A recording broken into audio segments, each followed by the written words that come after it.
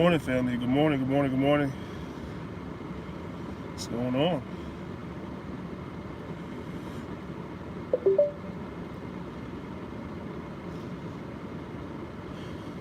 Y'all just bear with me 1 second, right? Just bear with me one little itty bitty second.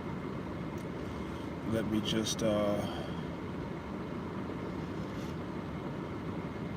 share the live on my YouTube, on my Facebook real quick. What's going on with the family? How's everybody doing? Hopefully everybody's doing well. Let's see here.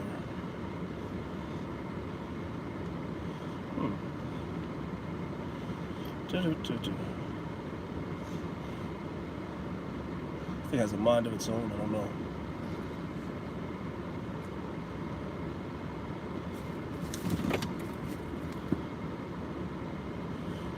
Okay, there we go. You know, sometimes YouTube will share these videos. I should say not YouTube. Sometimes Facebook will make changes to the mobile version of their website, and I don't be knowing what's going on sometimes when I come in, and so I have to kind of figure it out on the fly. It's interesting. Nope. Okay then. You know what? I'm not going to delay anymore. It is what it is.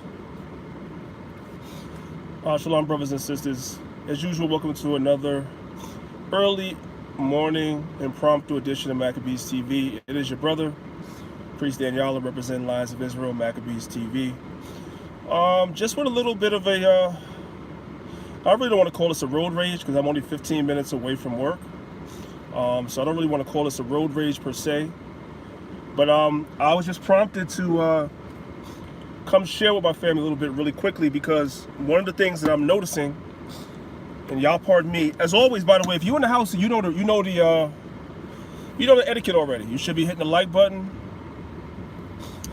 Let's trigger the algorithm a little bit. I know it's early in the morning. People are wiping the cobwebs out of their eyes. You know, I haven't been doing the live driving shows much lately, so y'all not used to me. You're not expecting me. It's all good. So yeah, what prompted me to go live this morning is a lot of people are coming down sick lately. Like a lot of people are coming down sick lately. Now, you know, because we are in the midst of, you know, what they're calling a pandemic, you know, we've all been now, for the most part, conditioned to believe that, you know, it's the pandemic. There was something that came out on CNN News the other day. I should have went live with it, but I didn't. There's something that came out with CNN News. They're so short of tests now. They don't have enough tests to go around, that what they're telling you, what the CDC is telling you, is that if you have certain symptoms, you should just assume that you have the plague. That's what they're saying. Just assume. A test is not even necessary anymore because they're short on tests. So a lot of brothers and sisters are coming down with a lot of ailments lately, a lot of people. And when I talk to people, for the most part, everybody knows they really just have either the flu or something of that sort. Everybody knows that. But of course, they're being told that it's something else.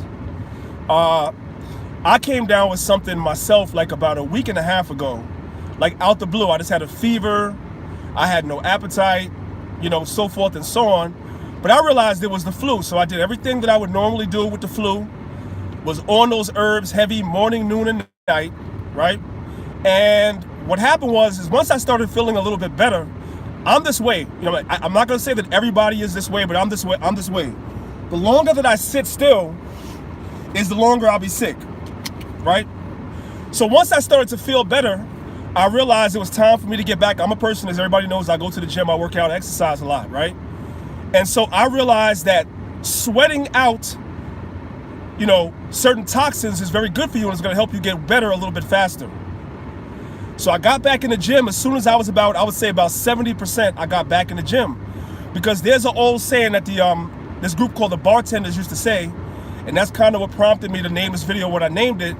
They say movement is medicine. If you want to stay young, right? If you want to stay vibrant, you don't want to be doing too much sitting still all the time, especially when you get older. or especially when you're sick. You can't wallow in that sickness. You can't wallow in your old age. You got to keep it moving, right? That's why I always encourage a lot of brothers, especially brothers, to go to the gym and work out and not just sit up under the bench or the arm curl machine. Like, get up under them leg machines and do squats and do group acts, do the spinning class, the cycling classes, right? Do all those things because it gets the blood flowing. I got 20-something-year-old brothers, early 30-year-old brothers talking about you suffering from erectile dysfunction. Well, one reason is because you don't move enough. Your blood is not flowing enough. That's extremely important. But in general, movement is medicine. Exercise is medicine. You can't sit down and wallow in a sickness because the sickness will just stay with you that much longer. Woe is me. Once you start feeling better, start doing some movement to sweat those toxins out. Okay? And also, brothers and sisters should really be on a lot of herbs and natural remedies anyway, whether you've been feeling sick or not. Because as Master Herbalist Patrick Delves also says, which is another one of my favorite sayings, he also says prevention is better than cure. I really believe that if I wasn't a person that took herbs on a regular basis, when I had got sick last week, it would have been worse. But because I'm somebody that takes a lot of herbs and I do a lot of exercise anyway, it didn't hit me as bad as I thought it was going to hit me, because that thing came out of nowhere. It's like I went to New York. On a Saturday, and it's like I came back home and I felt like HELL. You know what I'm saying? So, you know, y'all pardon me if the camera's moving crazy and stuff like that. It's a lot of bumps out here in the morning. But yeah, I think it would have been a lot worse had I not already been somebody that had conditioned myself to exercise and take herbs. So I'm just encouraging everybody to do that. Don't feed into, first of all, let me say this too, man. I'll say it till I'm blue in the face. If you can help it, don't go to no daggone emergency room. Don't do it. If you're feeling that sick, go to urgent care. Only go to an emergency room if it's really an emergency. Like if you're having normal symptoms that seem like they're the flu that you've had before in your life, then just act accordingly. Give your digestive tract a rest. Cut out maybe some of the meat, some of the dairy in excess, some of the carbs, the rice, the pastas, whatever it is that you eat, the complex carbohydrates. Cut back on that. Cut back on the meat a little bit. Maybe give yourself a little bit of some type of flush or cleanse or something like that, and just do natural things to try to get yourself back healthy. If it's not an emergency, now if it's an emergency, of course you should go to the hospital. Like nobody's saying don't go to the hospital, but you know. There's a lot of brothers and sisters out here that's really, you know, like everybody I'm talking to seem like they coming down with something. Your president, Sleepy Joe, did say, he did tell us that it was going to be a dark winter. That's what he said. So we all should be acting accordingly. Outside of that, hopefully everyone is doing well. I just said I would give everybody a quick shout out on my way to work. It's only like a little 15-minute drive, so I'm not even gonna be long. I just wanted to check in with y'all for a hot minute, see how everybody's doing, and give y'all some words of encouragement. That is it. That is all. I can't see. I know a couple of people said something in the chat, and I couldn't really see who it was, but whoever that was, shalom to you as well. I definitely am going to come back with some more live streams, Lord allow, this upcoming weekend. I wanted to do some this last week, but like I said, when I got sick, I put everything on hold, even the academy. I put it on hold. I didn't do anything. You know, gave myself an opportunity to kind of recover in between how I was feeling and all the work that I'd be doing as far as my, you know, my jobs and stuff like that. It was just time to take a moment. You know what I'm saying? Because at the end of the day, man, we are still but flesh and blood. You know what I'm saying?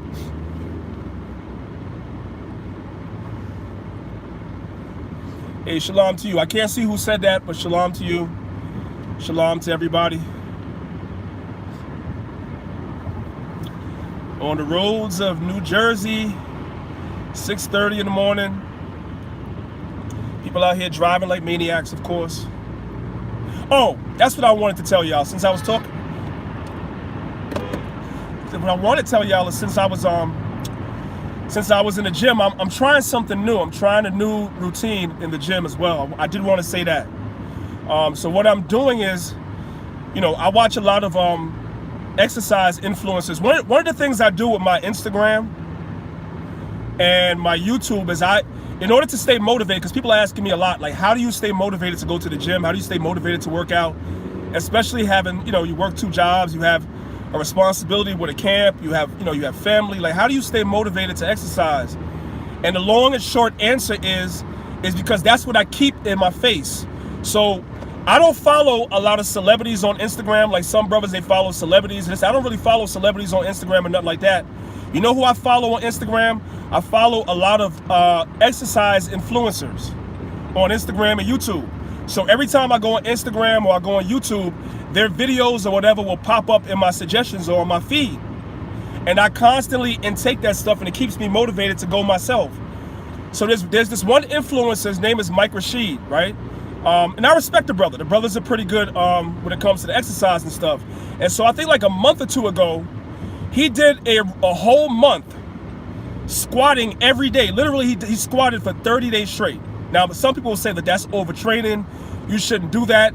I don't think that that's something you should do for an extended amount of time, but the body does react to change. Like if you constantly do the same thing and keep the same routine, you're not going to see results because the body is very, very adaptable. That's what it is. That's the way the Most High created us. So the body reacts better to when you shock the system. So he did a 30-day squatting routine where he didn't do legs every day, like a full leg exercise, but he squatted every day. So on a regular leg day, he would do all the requisite leg exercises, including squats. But even on a chest day, even on a back day, even on a shoulder day, he would at least squat. So I've been doing that since the month of January has begun. Like I've squatted every single day.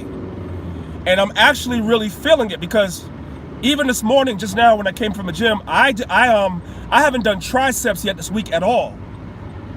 I did biceps, but not triceps this week at all. And because I've been squatting every day, when I was squatting, I was feeling my triceps on fire. Because everybody knows that once you do legs, like any other body part that you've done, by extension, you'll definitely start feeling a lot of soreness and good muscle fatigue in those areas as well. And so what happened was I was feeling that stuff in my triceps and my biceps. So there's definitely something to this routine that he's doing. So I'm definitely on my squat routine for 30 days. Well, I don't go to the gym every day, so I'm gonna say 25 days. I go 5 days a week. So I'm squatting 25 days out of a 30-day month this month, just to see what type of results and if my squat will go up, if I'll see any type of results like that, and see if my bench press goes up a little bit more, so forth and so on, just to shock the system, right? It definitely, to me, can't hurt because I'm not maxing out every day. I'm not maxing out every day. Like I'll go up to 225 max every day, then on my regular squat day, I might go do 315, 330, maybe even 350. But on a regular day, I'm just doing 225 max for like 5 sets. So it's just something I'm trying, like I said, just to encourage myself because I watch these influencers and I take some of the ideas that they have and apply it to myself to keep myself vibrant, right? As we get older, we ain't trying to break down, right? Especially in days like this where we know we're in the midst of a pandemic and everything. The more that you exercise and the more that you feed your body good nutrients, is the better off you'll be, and your body will be at optimal strength to fight off whatever's going on in the air. Because everybody and their mommy and their grandmommy and their auntie and their uncle is coming down sick. Like I haven't talked to anybody that hasn't told me that they haven't been sick like in the last 30 days. So what I'm saying is just don't wallow in that stuff. That's all I'm saying. Just get after it, get to it. Just my suggestion to the brothers and the sisters, that's all. That's it. I'm about to get to work in about 5 minutes, so I'm not going to be, like I said, I ain't going to be on here too long. But I said I would just try to come on and, give y'all a couple of encouraging words. Hopefully everybody is doing well. Let's all keep each other in prayer, right? Also, this is a good time of the year for fasting as well. It's a great time of the year to rest your digestive tract. It doesn't necessarily have to be a full-fledged fast, family. When you say that word fast, it's like cursing at people. It doesn't have to be a full-fledged fast. There's such things called liquid fasts, right? Where you can just do smoothies and shakes and juices, right? And those smoothies and shakes can fill you up. Then you have fruit fast, you have vegetable fast, right? If the smoothies and the juicing is not enough for you, you can have a vegetable fast, you can have a liquid fast, right? Or you can just eat one meal a day, and for the rest of the day you just do smoothies and juices and so forth and so on, instead of working your digestive tract 3 and 4 times a day, eating heavy meals. It's a lot of different ways that you can skin a cat, right? Plus, let's not forget that, in a couple of months we have the Feast of Unleavened Bread coming up, where you brothers and sisters are required by the Most High for 7 days not to partake of leaven. Last year, one of the things that I was able to do was, after the Feast of Unleavened Bread, I want to say, without exaggeration, I think I went about, I want to give it at least 4 months, almost 4, maybe not quite a full 4, but at least 3.5 months to almost 4 months without having leaven. And I can't even remember why I broke it. It's probably just a moment of greed or something. Moment of temptation for something, and I broke it. I don't remember why I broke it, but I was going good for a long time, right? So I think I'm going to try that again as well. It's a lot of different things that you can do, man, to stay optimally healthy, to give your digestive tract a rest, so forth and so on. The Most High prescribes some of those things in the law within like the Feast of Unleavened Bread, within like the Day of Atonement, but that doesn't mean that that's the only time of year that we should be doing these things. We should be doing these things all the time, especially nowadays, seeing as to what's going on. And as long as I'm on the subject, I'm also going to continue to say what I've been saying to Israel. I've been saying to my camp, brothers and sisters, please make sure that any and all paperwork for yourself is in order. Make sure that you have life insurance, make sure you have burial insurance, make sure you brothers and sisters in Israel within the sound of my voice have these things. There's too many brothers and sisters getting sick. Unfortunately, there's too many brothers and sisters passing away, and every time I turn around, it's the same sob story.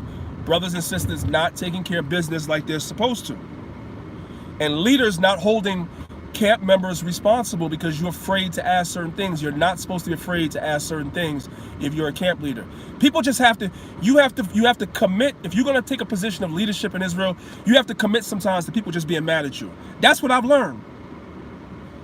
You have to commit sometimes that people are going to be mad at you, and it's just too damn bad. Just like when you have children, right? You commit yourself to the fact that sometimes you're going to tell your children things they're not going to like, and you don't give a damn because it's for their best interest. Well, you're the overseer of the Most High's flock. You are like a father to the people, and therefore they got to not like you sometimes because you're going to tell them some things that they don't want to hear. That's just how it goes. But they'll love you in the end, like your children will, right? Because they know that you do it out of love. So I say these things, ad nauseum, and I'm always going to say them because they're extremely important. And I have to say it because no matter how much I plead and implore with brothers and sisters to do better with your health, to eat better, to exercise, most of y'all don't give a damn half about what I'm saying when it comes to that shit. So at least make sure that your affairs are in order if you're going to eat yourself into an early grave and not exercise and do all this other crap that I see brothers and sisters doing. At the very least, make sure your papers and stuff is in order. That's what I'm saying. Tough love, but tough love is what? Tough love is still love. Y'all ain't got to like me, and y'all don't have to hit the like button either. Sometimes I say things you ain't got to hit the like button. I don't give a damn. I say what needs to be said. This is your brother priest Danyaahla, representing Lions of Israel. Early morning encouragement. He and she that hath an ear, let them hear. I'm out of here. The master's looking for me right now. He got the bloodhounds out looking for me. I was supposed to be a slave a half an hour ago, so I'm going to run inside.